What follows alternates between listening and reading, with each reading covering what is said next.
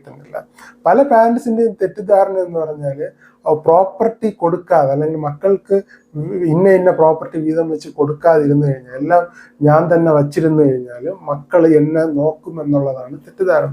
പക്ഷെ അങ്ങനെ സംഭവിക്കുമ്പോൾ എന്താണ്, മെയിൽസ് കൂടുതലും പാരൻസിനോട് ആത്മാർത്ഥമായിട്ടല്ലെങ്കിലും കൂടുതലായിട്ട് പുറമെയെങ്കിലും കാണിക്കാൻ വേണ്ടിയിട്ട് ശ്രമിക്കും പല ഹസ്ബൻഡും. അപ്പൊ അതിന്റെ ഫലമായിട്ട് സഫർ ചെയ്യുന്നത് അവരുടെ വൈഫാണ്.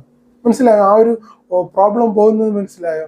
അതായത് ഹസ്ബൻഡ് പാരൻസിനോട് ആത്മാർത്ഥമായിട്ടല്ലെങ്കിലും കാണിച്ച് കൂടെ നിൽക്കുകയും ഇടപെടുകയും ചിലപ്പോൾ വസ്തു ഉണ്ടെങ്കിലും ഇടപെട്ടില്ല, പക്ഷെ കുറെ പേരൊക്കെ ഇടപെട്ടേക്കാം. വസ്തു ഉണ്ടെന്ന് കൂടുതലായിട്ട് പാരൻസിനോട് കാണിക്കും.